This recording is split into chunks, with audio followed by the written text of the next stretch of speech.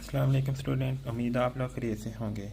आज हम सॉल्व करेंगे एक्सरसाइज 6.2 का क्वेश्चन नंबर 8। इससे पहले हम क्वेश्चन नंबर 7 सॉल्व कर चुके हैं और हमने 6.2 के कुछ थ्योरम सॉल्व किए हैं और जो कि आज हमारे इस क्वेश्चन में भी यूज़ होंगे और लास्ट वाले लेक्चर में भी वो थ्योरम की स्टेटमेंट यूज़ हुई थी। तो आज हमारे पास क्या है जी, वेरीफाई दी बाइनोमियल। ये जो हमारे पास बाइनोमियल है 1 2 3 4 फ्रॉम ए बेसिस है for P of 3x express each of. तो फिर आपने क्या करना है, इसको भी एक्सप्रेस करना है और हमने इसको भी एक्सप्रेस करना है as the linear combination of these basis, कि हमने इस वेक्टर को एक्सप्रेस करना है इसके लीनियर कम्बिनेशन की बेसिस में और इसको भी एक्सप्रेस करना है। उससे पहले हमने क्या प्रूव करना है कि हमने ये वाले जो वेक्टर हैं ये क्या प्रूव करने हैं, बेसिस प्रूव करने हैं। तो बेसिस के लिए हम क्या करेंगे, we want to show that कि ये जो वेक्टर है हमारे पास for basis for P3 of x, मतलब कि इसमें हाईएस्ट बाइनोमियल क्या हमारे पास 3 है। तो ये प्रूव करेंगे। We want to prove this by set by linear independent. पहले हम इनको लीनियर इंडिपेंडेंट प्रूव करेंगे।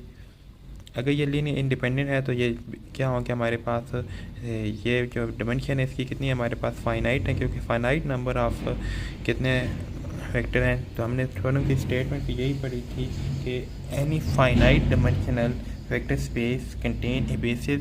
हमने ये स्टेटमेंट पढ़ी थी, अगर उसमें फाइनाइट डिमेंशन वेक्टर होंगे, फाइनाइट वेक्टर होंगे तो वो क्या होंगे, उसमें फिर बेसिस भी होंगे, उसमें कंटेन करेंगे बेसिस। अगर यहाँ पे हमारे पास ये क्या फाइनाइट है तो इसमें बेसिस ज़रूर होंगे। ठीक है, तो अब हम इसको क्या करेंगे, ये लीनियर इंडिपेंडेंट है तो फिर ये क्या करेगा, हमारे पास ये बेसिस होंगे क्योंकि हम थ्योरम को यूज़ कर रहे हैं। अब इनको हम लीनियर इंडिपेंडेंट प्रूव करेंगे।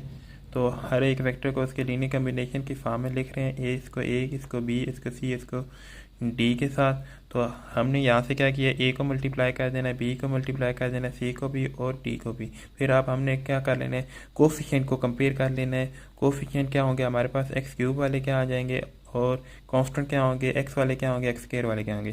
कांस्टेंट में क्या आ रहा है हमारे पास 2a + 2c + 3d equal to 0।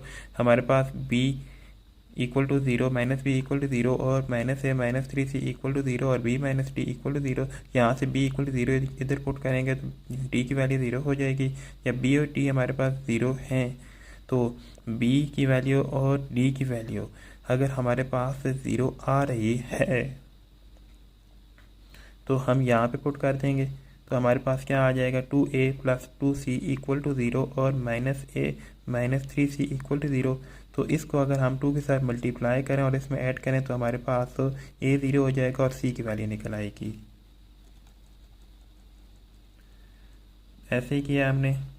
तो यहाँ से हमारे पास c की वैल्यू और a की वैल्यू क्या आ गई, हमारे पास 0 आ गई हैं। तमाम वैल्यू हमारे पास a b c की वैल्यू क्या आ गई, हमारे पास 0 आ गई है। b 0 d equal to b है तो दोनों क्या हो जाएंगे, 0 हो जाएंगे। a की वैल्यू -3c आ जाएगी और इसमें पुट कर देंगे, 0 आ जाएंगे, इसमें कोई मसला नहीं है।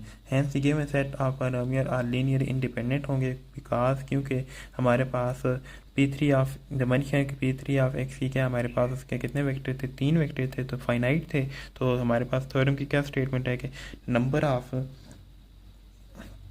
Any finite dimension vector space contain a basis. Finite dimension vector space होगी तो क्या करेगा, उसमें बेसिस होंगे। ये आप बेशक आप बुक पे 245 पेज पे देख सकते हैं, या इससे पहले मैंने 2 लेक्चर पहले मैंने इसका प्रूफ आपको दिया है।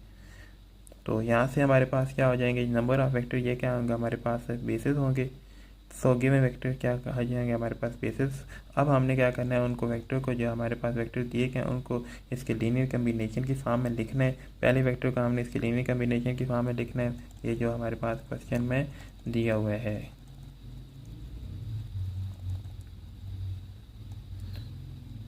ये वाली इसको हमने इसके लीनियर कम्बिनेशन के फॉर्म में लिखेंगे, इन वेक्टर के लीनियर कम्बिनेशन की फॉर्म में लिखेंगे और फिर इसको इसके लीनियर कम्बिनेशन की फॉर्म में लिखेंगे।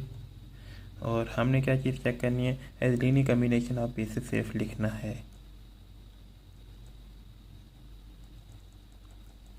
तो यहाँ से अब आप देखें हमने इसको लीनियर कम्बिनेशन की बेसिस की फॉर्म में लिखा है।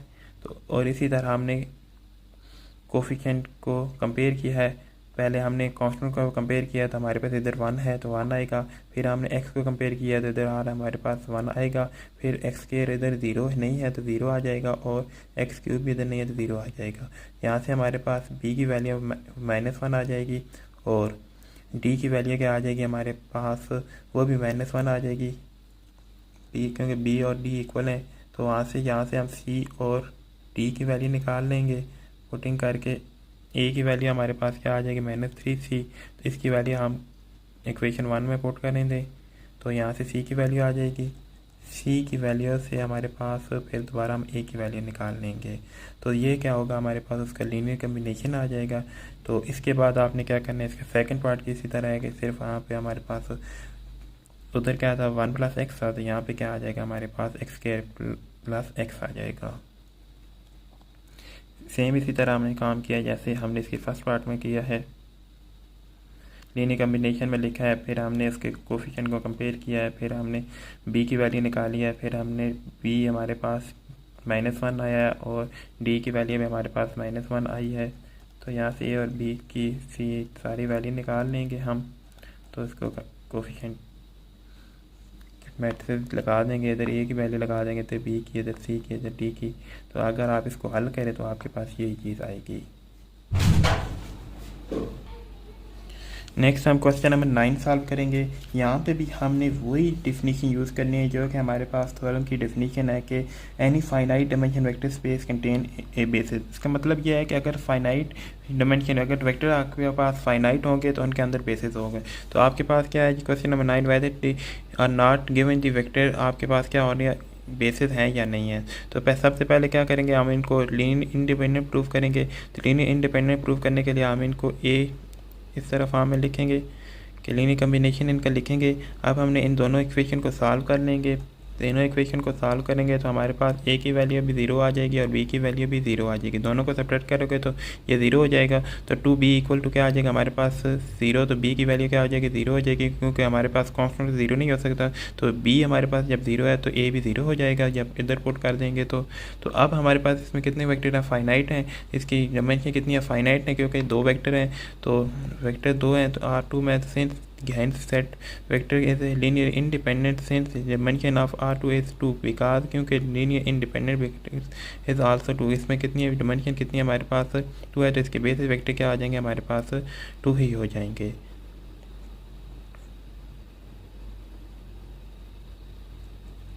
नेक्स्ट इसका सेकंड पार्ट देखें, आपने क्या प्रूव करना है, इसको लीनियर इंडिपेंडेंट प्रूव करना है या डिपेंडेंट प्रूव करना है, चेक करना है कि ये बेसिस है या नहीं है। तो बेसिस चेक करने के लिए हम क्या करेंगे, पहले तो इसके लीनियर इंडिपेंडेंट प्रूफ करेंगे। अगर लीनियर इंडिपेंडेंट है फिर हम उसकी डायमेंशन देखेंगे।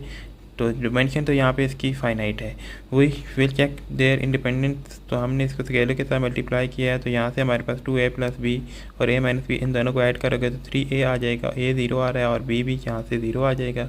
a = b ऊपर से आ जाएगा। तो यहाँ से हमारे पास the given vector are linear independent है और इसकी डायमेंशन क्या हमारे पास 2 है क्योंकि इसमें 2 ही वेक्टर हैं। तो यहाँ से हमारे पास नंबर ऑफ ये क्या हो जाएगा आपके पास